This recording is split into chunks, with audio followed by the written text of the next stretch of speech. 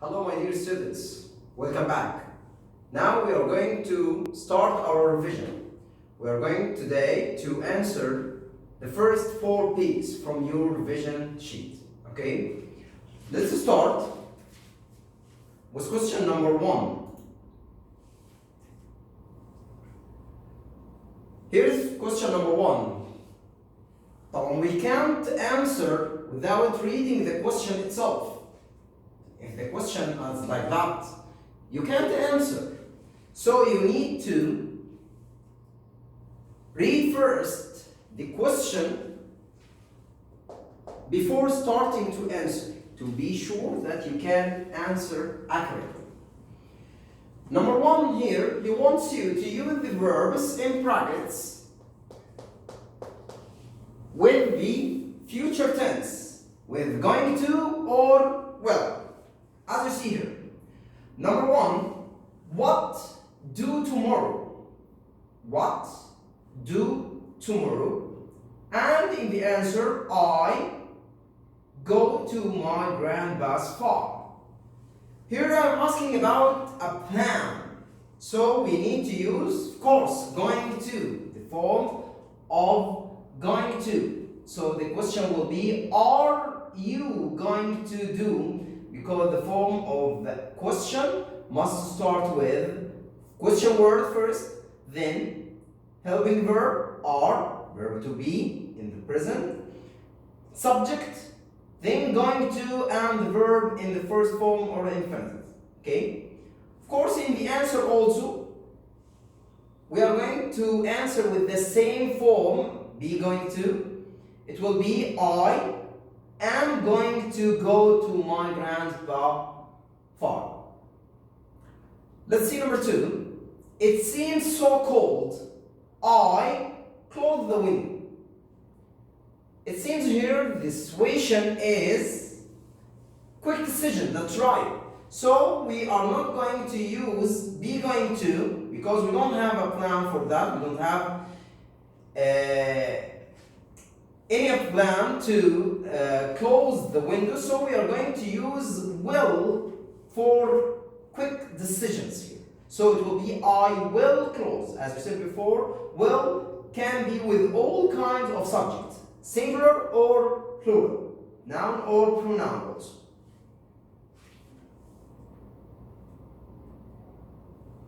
Number 3, in the same question, what do you expect for today's match? I think Team A win.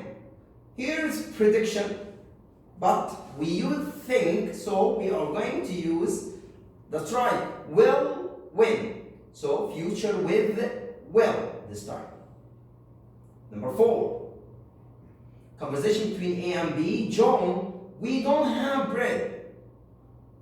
B answered him, I know. I buy some.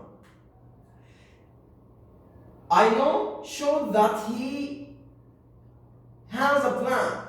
He knows what he is going to do. So we are going to use be going to in the future because he had a plan to do that. I'm going to buy one. Okay? Number 5, the doorbell rings. Now, I open it. Yeah, that's right, it's quick decisions. So, yes, correct, use will. Will open. That's right. Question number 2. Can anyone answer this question? Of course not. We can't answer this question because we didn't read the question itself. That's right, very good. Complete the sentences with the negative form, and he gives you in brackets here which tense you are going to use. Future tense with going to or with will. Number 1, don't forget, all of the sentences will be in negative form. Number 1, I answer the question. He wants to use going to but in negative form. Yes, that's right. I'm not going to answer. I am not going to answer the question. Number 2. My brother lock the door. He wants to use will but in negative form. It's easy because we are going to use not after will only. It can be in contraction form like that, won't lock, or it can be will not in 2 words. Number 3. The boy catch the ball. He wants to use the verb catch with going to in the future, but in negative form, don't forget. Yes, verb to be, it's important here, is, and followed by not.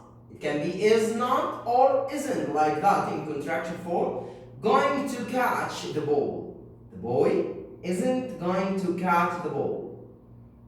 Number 4. I read that magazine. Use will. As I said before, will with all kinds of subjects. So, followed by not to be in negative form. I will not read that magazine. Or won't, like number 2. Number 5, my brothers tell him the truth. Wants to use future with going to. Don't forget, be going to. Yeah, that's right. My brothers are plural subject, so we must use are and followed by not going to tell. Or we can make it contraction aren't going to tell. Question number 3, underline the adverbs in the following sentences and write the kind of adverb in the space provided. Because of that, I told you before that we must read the question carefully, because in a question like that, we have 2 parts. We have 2 parts. We must underline the adverb first, then write what kind of adverb is it. Let's see here. Number 1, she never deceived anyone. Can anyone find the adverb here? Sentence number 1. Yeah, that's right, never. So first, I must underline the adverb never. Then write on the line which kind of adverb is it. Never is an adverb of, yes, correct, frequency. Is an adverb of frequency. Number 2, they have just arrived. Where is the adverb here? Correct. Just is the adverb in sentence number 2. And it's an adverb of time. 2 parts, I hope. Each time you are going to find 2 parts. Underlining the adverb, then write which kind.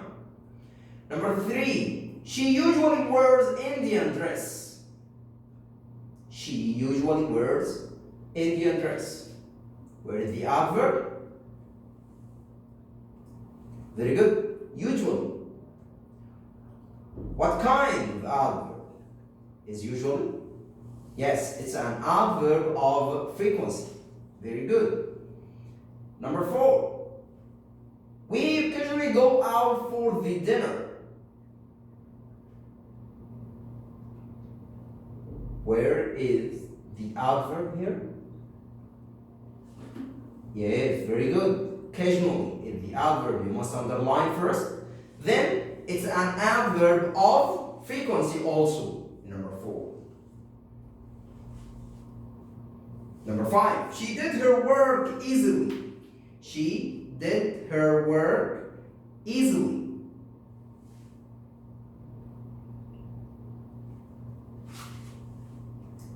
Easily is the adverb here, and it's an adverb of manner. That's right. Very good.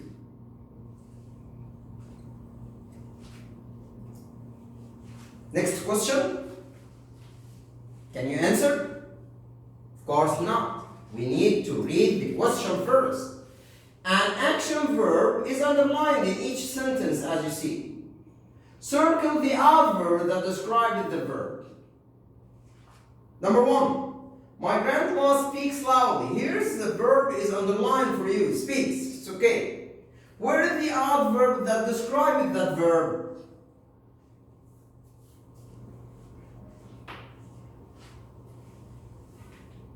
Yes. Excellent. Loudly.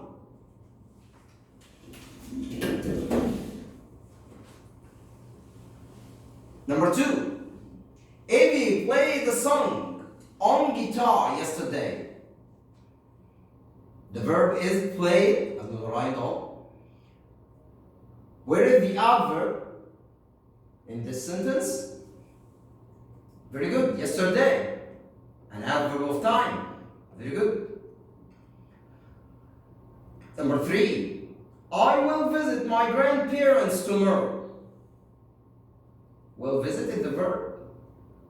And the adverb is tomorrow.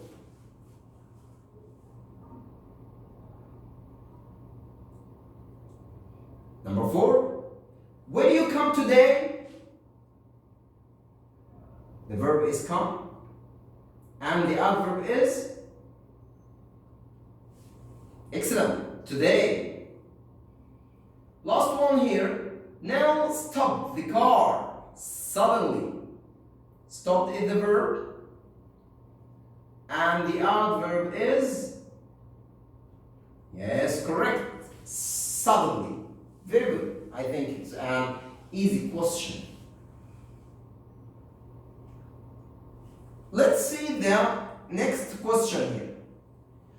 In question number 5, he wants you to write I next to each interrogative sentence and D next to each declarative sentence. Not only that, put the correct end mark. Because of that, I've told you that you must read the question carefully until the end of the question. In this question, I have 2 parts. If you ignore the second part, you're going to lose marks.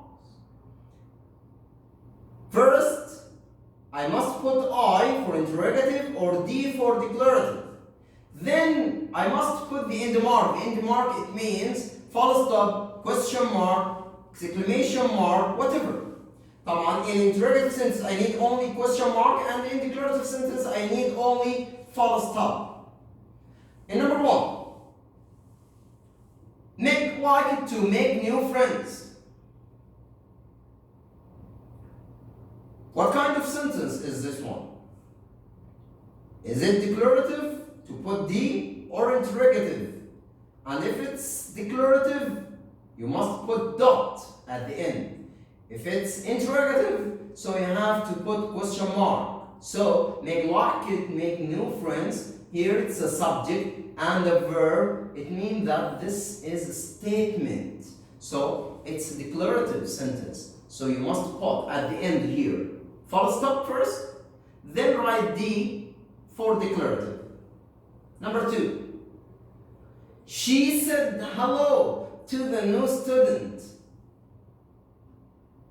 She said hello to the new student.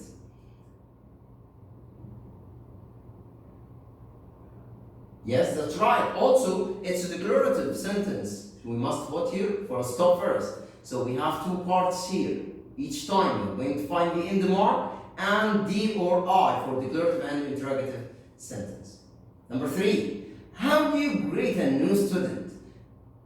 How do you? Yes, it's a form of a question. That's right. So it must end with a question mark because it's a question and of course it's interrogative sentence, so we must write I here. What would you ask someone new? What would you? Also it's a form of a question. That's right, very good.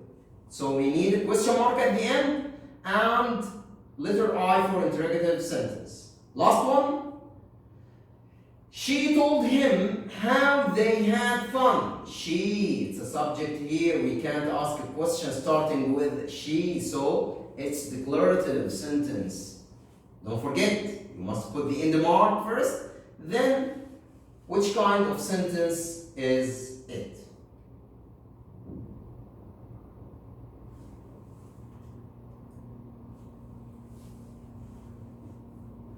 Question number 6. Put an exclamation point or exclamation mark at the end of an exclamatory sentence. Put a period or a full stop at the end of each imperative sentence. How we could find the imperative sentence? How we could identify the imperative sentence? Of course, imperative sentence must start with a verb. That's right. And it doesn't have a subject. Excellent. It can also start with the word don't. Don't do something here. It's also imperative sentence. Let's see number 1. Put the cans of food on the shelves. Here the sentence starts with a verb. There's no subject. So it's imperative. Excellent. It's imperative sentence. It ends with full stop, of course, like declarative sentence. Number 2, what a beautiful state it is. Which kind of sentence is it? Yes, that's right. It's exclamatory sentence, so we will need an exclamation mark. Number 3, close the door when you are finished. Here's close, a verb. A sentence starts with a verb. There is no subject at the beginning, so it's imperative. So it ends with a full stop. Number 4, wow, my grandmother sent me a free ticket. Yeah, that's right. We said before, if we have wow, oh, something like that, so it's an exclamatory sentence.